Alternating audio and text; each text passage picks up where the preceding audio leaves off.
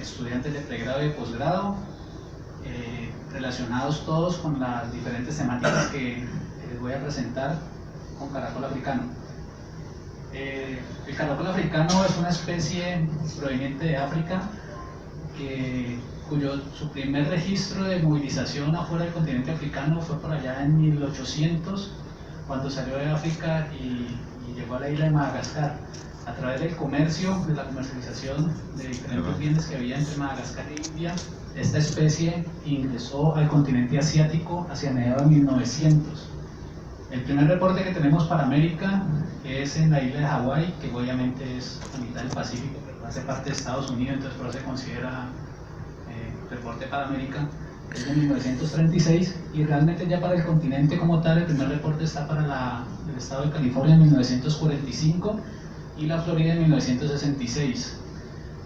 Para Sudamérica, el primer registro se tiene de ingreso de esta especie se tiene para Brasil en 1989, en el marco de un proyecto o una iniciativa de incorporar esta especie dentro de los procesos productivos para generar carne de caracol. La especie fue traída de Indonesia, ingresó por el nordeste de Brasil, y desde 1989 ya para 1995 teníamos reportes de caracol africano en Venezuela, y en Colombia el primer reporte se tiene para el año 2010 en el sur del país.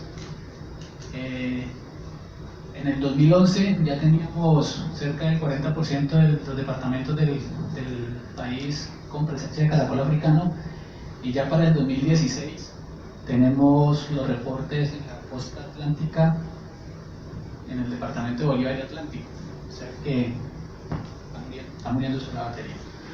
O sea que más o menos en unos 6 años el caracol africano pasó desde el sur de Colombia hasta el Mar Caribe. Esta especie es una especie que tiene unas características que le permiten tener una gran capacidad de colonización. Se alimenta de más de 500, se puede alimentar de más de 500 especies de plantas, entonces por eso se llama macrofitófaga. Puede afectar dentro de sus procesos de alimentación plantas ornamentales y plantas cultivables, entonces tiene un gran impacto en algunos tipos de cultivo. El tamaño máximo que puede alcanzar es de unos 30 centímetros, tiene una reproducción hermafrodita o cruzada, es decir, que puede almacenar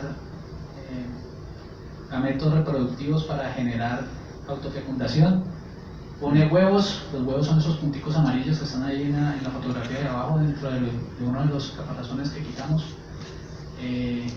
Tiene posturas del orden de entre 100 a 1200 huevos y es fértil a partir de los 3 meses. El tiempo medio de vida de estos organismos está estimado con datos de diferentes partes del mundo entre 5 a 8 años.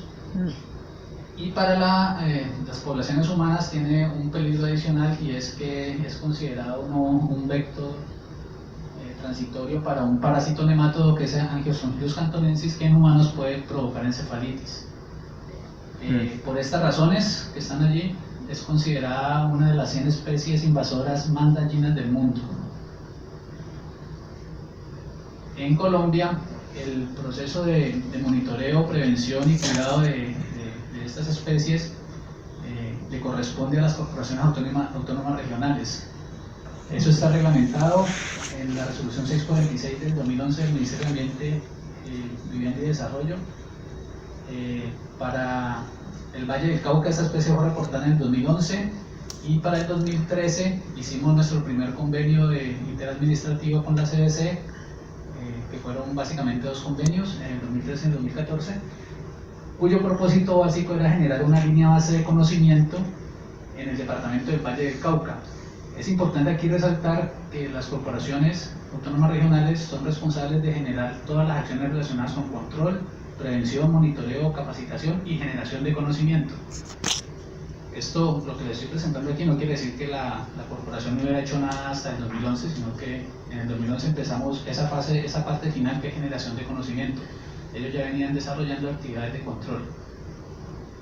Esa primera fase, que fue la del 2013-2014, que se realizó en colaboración con la CBC, tenía como propósito establecer la distribución actual y potencial, evaluar algunos aspectos reproductivos considerando las condiciones locales, realizar un análisis parasitológico para ver qué parásitos podrían estar presentes que tuvieran algún impacto sobre las poblaciones humanas, generar algunos elementos sobre la ecología poblacional de la especie en la región del Valle del Cauca y poner a prueba algunas medidas alternativas de control. A partir del 2015, la universidad, nuestro grupo de investigación y algunas de las personas que estábamos vinculadas a esto, decidimos continuar el proceso de investigación o generación de conocimiento sobre esta especie, sin tanta financiación como al principio, pero con muchas ganas como siempre, tratando de obtener respuestas relacionadas con cuál era la variabilidad genética y morfológica de esta especie en el Valle del Cauca, diseñar una prueba diagnóstica para Angiostrophilus cantonensis, que es el nematodo parásito presente en estos caracoles que pudiera ser de fácil uso y aplicación acá para nosotros, confirmar si realmente estaba la presencia de este parásito en los caracoles que teníamos acceso aquí en el Valle del Cauca, conocer cuál era el estado de conocimiento sobre esta especie a nivel país y realizar un proceso de evaluación para conocer cuál era la percepción social sobre el caracol africano en la ciudad de Cali. Lo que les voy a presentar va a ser rápidamente los resultados relacionados con todos estos objetivos que nos propusimos durante los últimos 5 años para conocer un poco más sobre esta especie. El caracol africano se encuentra presente en 20 de los 42 municipios del departamento. Siguiente. Ha sido registrado en 15 tipos de ecosistemas del Valle del Cauca. Se presenta principalmente asociados a centros urbanos, sin importar si la densidad es alta o baja de personas en esos centros urbanos, siempre lo vamos a encontrar, asociado principalmente a estas cabeceras municipales y teniendo los mayores registros de reporte en la ciudad. La distribución actual y considerando las condiciones ambientales y climatológicas del Valle del Cauca, hicimos un análisis de establecer cuál era la distribución potencial y encontramos que cerca del 21% del área del departamento del Valle del Cauca puede tener una probabilidad mayor al 50% para la presencia de este caracol, teniendo un límite altitudinal de 1500 metros sobre el nivel del mar. Realizamos un análisis de sus etapas de desarrollo reproductivo con base en cortes histológicos de gónadas y encontramos que en el Valle del Cauca esta especie alcanza su madurez total cuando tiene un tamaño del orden de los 5.5 centímetros. Aunque ya encontrábamos organismos de 1.7 centímetros en estado de maduración temprana, es decir, ya con la presencia de gametos listos para reproducción. El tamaño promedio de las posturas que estudiamos acá en el valle fue de 140 huevos, con un porcentaje de eclosión cercano, superior al 68%, es decir, más del 68% de esos huevos podrían ser un nuevo caracolcito. Podían llegar a ese porcentaje de eclosión al 93% y se demoraba más o menos 12 días en eclosionar. La literatura reporta que es más o menos lo que está planteado para esta especie, es de los 14 días a nivel mundial. Evaluamos un poco las densidades de la especie en las diferentes cabeceras municipales del departamento.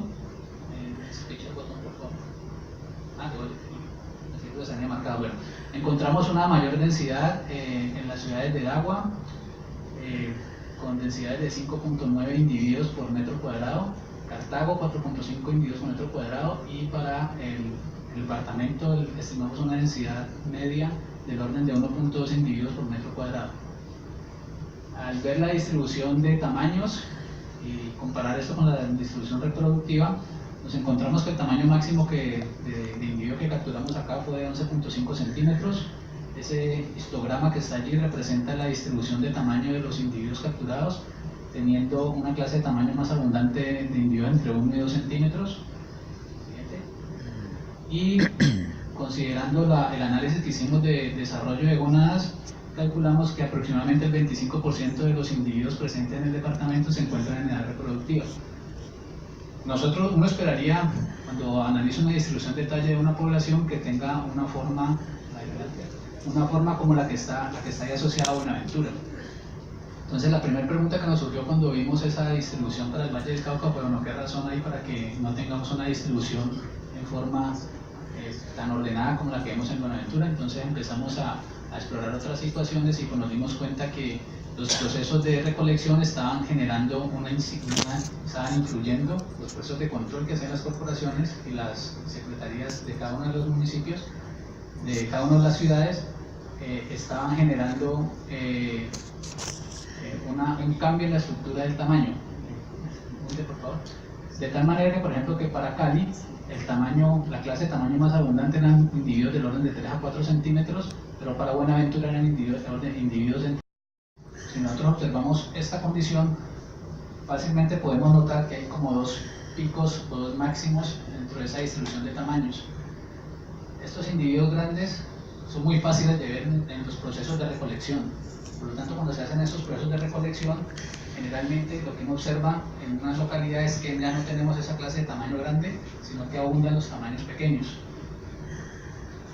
Esto probablemente tenga que ver con que se haya hecho un proceso de recolección donde quedaron unos individuos pequeños que siguieron su crecimiento, que siguieron creciendo, y viene otra cohorte aquí, otro grupo de edad pequeño ingresando a la población.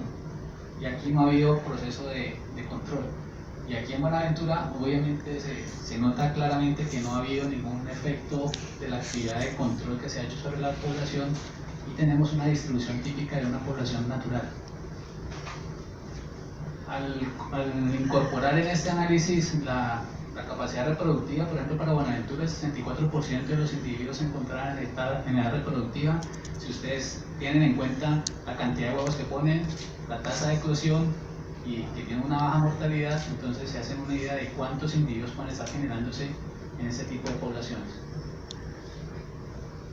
También analizamos un poco en qué sectores encontrábamos los caracoles. Encontramos que principalmente se encuentran asociados a las zonas verdes entre carreteras y a los lotes baldíos. Sin embargo, al incorporar en el análisis las características vegetales asociadas a las casas, incorporando jardines interiores y exteriores, nos encontramos que los caracoles africanos generalmente se encuentran asociados en las zonas urbanas a las zonas de jardines. Entonces, esto nos da una idea de que la participación de la comunidad en las ideas o las iniciativas de control de esta especie es un elemento crucial. Al hacer el análisis parasitológico, trabajamos solamente en 4 ciudades. Examinamos 46 caracoles y encontramos que teníamos nemátodos presentes en la baba del manto del caracol y también encontrábamos quistes de estos nemátodos en los tejidos pulmonares. El caracol generalmente se asoció hace un tiempo atrás, no sé si ustedes recuerdan, la baba de caracol se asociaba a cuidar las cicatrices que generan en la piel. Entonces la gente lo que hacía era colocar el caracol encima de la cicatriz, los vendían en la calle, no era el caracol africano, era otra especie. Venían en la calle y utilizaban esa baba para eso. Sin embargo, al ver uno este caracol que es grande, entonces uno puede decir inmediatamente, no, pues este me sirve para curar la cicatriz. El asunto es que el caracol en su baba tiene estas culebritas, que son estas larvas de nemátodos, y entonces ahí es donde está el peligro con el caracol. El caracol no va a morder a nadie, no va a picar a nadie, no va a saltarle al cuello, nada de eso. El problema es entrar en contacto directo con este tipo de sustancias, y si tienes alguna herida en la piel, obviamente por ahí te va a entrar el nematodo y bueno, ahí sigue el proceso de nematodo dentro del cuerpo de uno. Lo que encontramos fue 3 géneros: Anthostronchilus, Strongyloides y Adelostronchilus.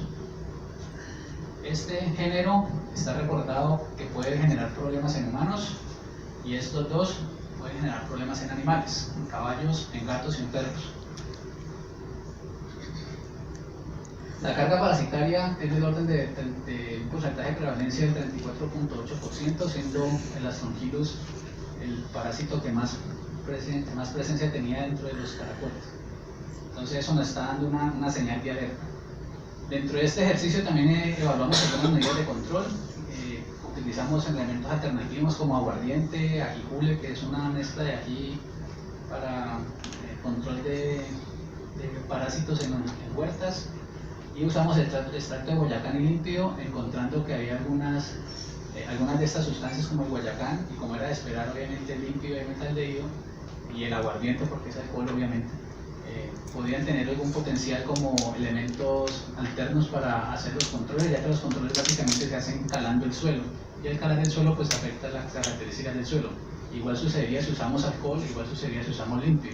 Entonces la idea es tratar de encontrar algún mecanismo o algún elemento alterno que no genere este tipo de situaciones secundarias, pero que permita hacer control sobre el caracol africano. Lo que encontramos es que este extracto de Boyacán es fue bastante interesante en su reacción, pero solamente afecta a los organismos grandes, y el problema que tenemos es con los huevos y los individuos pequeños, porque los pequeños no caen dentro de la capacidad de visualización de las personas que están haciendo la recolección, y generalmente son los que quedan cuando pasan las personas recogiendo. Entonces la idea sería combinar recolección manual con algún elemento alternativo que pudiera controlar los individuos cuando son pequeños y pudiese eliminar las posturas. Como conclusión de esta primera fase, encontramos que el 52% de los municipios tiene presencia de caracol africano. Está asociado principalmente a centros urbanos, abajo de los 1.500 metros sobre el nivel del mar. Se ha planteado como ruta de movilización el sistema de línea férrea o de carreteras en el departamento. Las medidas de control que se han implementado han modificado la distribución de tallas de los individuos en cada una de las localidades. Tienen una preferencia por los jardines, separadores viales y lotes baldíos, ya que en ellos se presenta acumulación de material vegetal. Tiene alta prevalencia de larvas de nematodos. Es positivo para el género Angiostronchilus. Ahí nos surgió la duda si realmente estaba Angiostronchilus cantonensis asociado a estos caracoles. La madurez sexual alcanza los 5.5 centímetros y encontramos algunas alternativas a la cal como elementos que pueden ser utilizados para el control efectivo de estos organismos, como el extracto de Boyacán. En la fase 3 nos planteamos estos objetivos. Los resultados asociados a esta tercera fase, en la cual todavía andamos, es que encontramos, al analizar la variabilidad genética de la población de caracol africano en el Valle del Cauca, encontramos dos grandes agrupaciones. Una idea de que tenemos un tiempo de invasión muy corto, realmente es menor de 5 años, y tenemos una diferenciación genética muy moderada dentro de estos grupos. Sin embargo, esta agrupación, escuchan por favor, nos sugiere que probablemente tengamos dos rutas de ingreso del caracol al Valle del Cauca, una por el norte, donde tendríamos agrupadas las muestras que tomamos en estas ciudades, y la otra por el suroccidente, donde tendríamos agrupados Palmira, Jamundí, Buenaventura y Cali. Entonces básicamente la idea es que, con base en este análisis, lo que nosotros podemos sugerir es que haya probablemente dos rutas de ingreso, o incluso haya sucedido diferentes momentos de invasión por el norte o por el sur en el departamento del Valle. Adelante. Analizamos la variación morfológica para ver qué tan diferentes eran las conchas de estos organismos dependiendo en qué sitio estaban. Encontramos que habían diferencias muy marcadas entre los organismos que estaban asociados al andén Pacífico, la ciudad de Buenaventura, contra los individuos que estaban asociados a las ciudades que encontramos en el valle geográfico del río Cauca. Esas diferencias se dan en la forma de la concha, el tamaño de la abertura, el ancho de las vueltas del cuerpo, qué tan largo es la punta de la concha, qué tan larga y ancha es la espira y qué orientación tiene la espira. Siguiente. Además de esto, evaluamos el patrón de coloración de la concha. Han sido registrados o reportadas 14 tipos de patrones de coloración, pero uno podría pensar, bueno, si hay una sola fuente de invasión, pues todos los patrones de concha deben ser muy similares, y encontramos una alta variabilidad.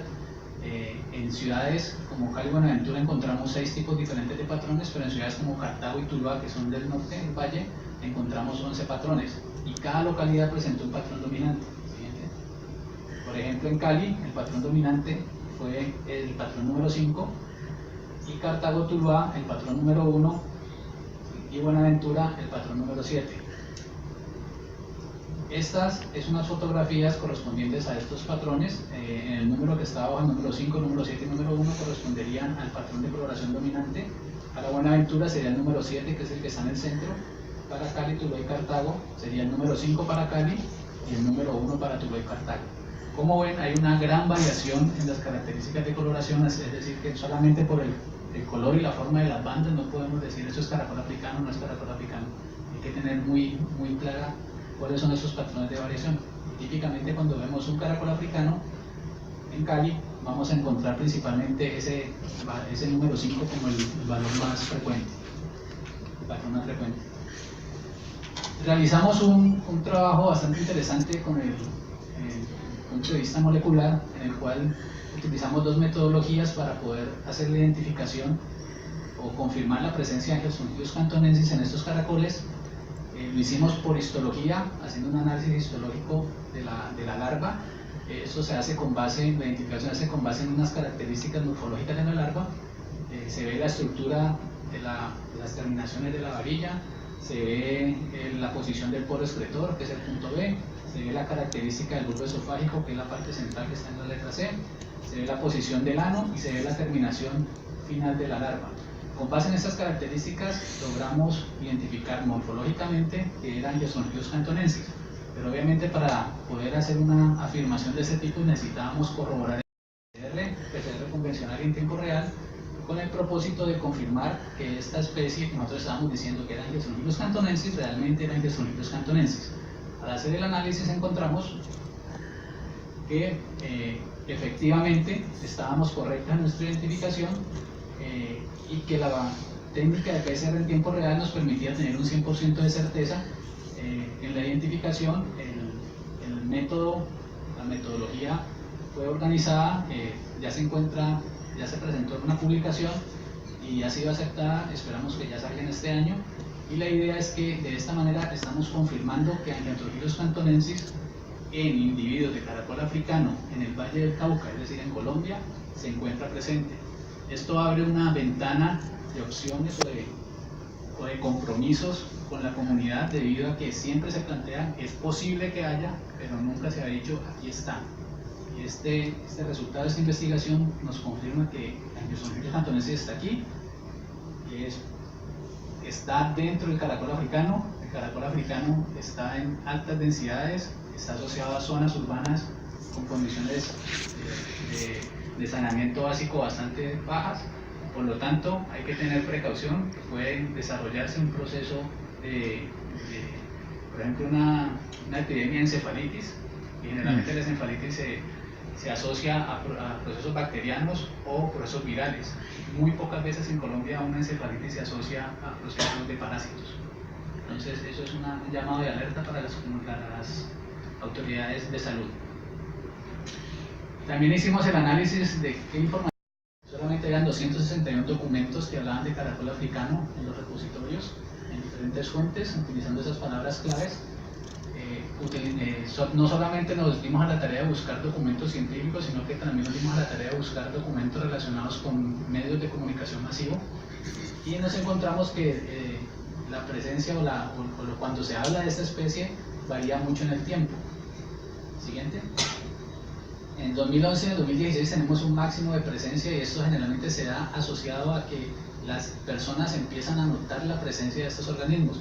En estos momentos estábamos asociados a fueron periodos donde hubo una alta precipitación, y la alta precipitación provocó un incremento probablemente haya provocado un incremento en el número de individuos, y se hace más frecuente verlos. Al hacerlo más frecuente verlos, la gente empieza a decirle a la autoridad ambiental: hay más, hay más, hay más, y entonces empiezan a salir las noticias de caracol africano. Pero siempre ha estado ahí. Adelante. Al analizar cuáles eran las características, la fuente principal de información relacionada con caracol africano son los medios de comunicación, y uno esperaría que los documentos científicos, que son la base de esta información, pues tuvieran un mayor aporte en este análisis, y realmente nos encontramos que los documentos científicos son muy escasos en Colombia. Hasta el 2017 solamente habían 7 publicaciones científicas que tocaban el tema del caracol africano en el país. El tema estaba trabajado a nivel de medios de comunicación.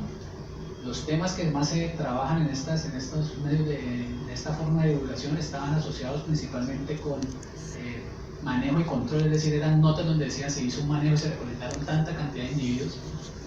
Muy poca información sobre ecología, reportes de presencia habían bastantes, pero sobre genética y parasitología era casi que nada. Y la información estaba bastante bien distribuida en lo que sería el eje Pacífico, Andino y Caribe, pero la región oriental del país, tenemos información. Con base en esta información nos dimos a la tarea, o la siguiente pregunta que surgió era, bueno, ¿qué tanto saben las personas o qué percepción tienen las personas en la ciudad de Cali sobre caracol africano?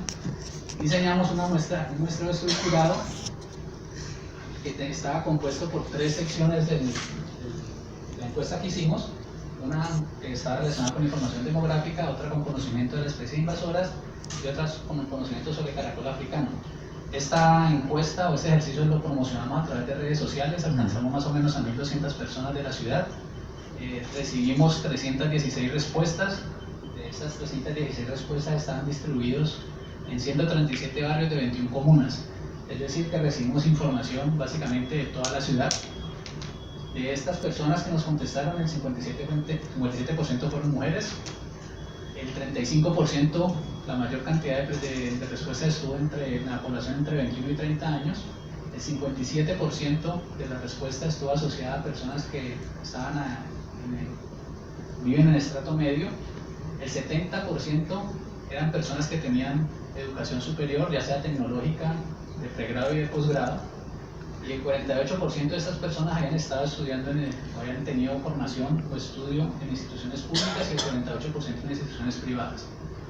Entonces, básicamente estamos hablando de personas que tienen acceso a información, ¿no? Es gente joven, la mayoría de ellos, que tiene acceso a redes sociales y televisión, y además de eso tienen acceso a formación de educación. Lo que encontramos adelante, es que el 90% de las personas a las que se le hizo esta encuesta conocen de la especie y saben o han escuchado sobre su impacto negativo. Adelante. El 81% considera que no ha recibido información suficiente. El 61% dice, pues, un caracol africano. Y el 69% dice que no tiene ni idea de cómo manejar los caracoles africanos. Y el 93% dice que nunca ha sabido de una campaña o ha participado en una campaña de control. Entonces, como nos podemos dar cuenta, la percepción que tenemos en la ciudad es, está el problema, no sabemos quién es el que lo tiene que solucionar, no sabemos cómo podemos colaborar para solucionarlo, pero estamos dispuestos a apoyar a solucionar esto. Como conclusiones de esta fase, tenemos que es una especie que tiene una alta endogamia, el tiempo de invasión es menor a 5 años, probablemente tengamos unas 3 rutas de potenciales de ingreso: la zona norte, la zona sur occidente, que en la que incluye Buenaventura y Jamundí. El formato de la concha varía entre la zona del Pacífico y el Valle Geográfico. Tenemos confirmada ya la presencia del parásito Neocentrus cantonensis. Tenemos una reducida cantidad de documentos sobre ecología y biología de la especie en Colombia, y esto es muy importante resaltarlo porque se supone que a partir de esta información es que se deben establecer todas las acciones y procesos de manejo sobre la especie. No podemos hacer un plan de manejo de algo que no conocemos, y mucho menos de hacerlo un plan de manejo local, algo que no sabemos cómo responde a las condiciones locales. La comunidad conoce al caracol, pero considera que no ha recibido información necesaria para saber qué hacer, a quién avisar o cómo participar en las acciones de control. Esto es un llamado de atención para las autoridades ambientales, que deben ser las responsables de desarrollar este tipo de actividades. Como les decía, muchas personas han participado de esta iniciativa durante los últimos 5 o 6 años. La financiación en la fase 1 fue por el Grupo de Biodiversidad de CBC. En la fase 3, en la fase 3, el grupo de investigación fue el que ha asumido los gastos asociados a todo este proceso de investigación. Hemos contado con la colaboración de diferentes estamentos de la universidad para poder desarrollar muchas de estas actividades que sin ellos no hubiéramos podido hacer. Adelante. Otro. Hemos publicado, asociado a esta información, hemos generado procesos de divulgación científico. Tenemos una cartilla que se generó dentro de los primeros convenios con CBC. Hicimos, adelante, 2 informes técnicos que los pueden encontrar en los repositorios de la CBC, de las personas que estén interesadas. Adelante. Hemos generado un nuevo conocimiento a través de publicaciones científicas en revistas nacionales con el propósito de incrementar el conocimiento de la especie en el país. Adelante. Y tenemos varias publicaciones ya aceptadas, 2 aceptadas, una sometida y otra en preparación. Muchas gracias.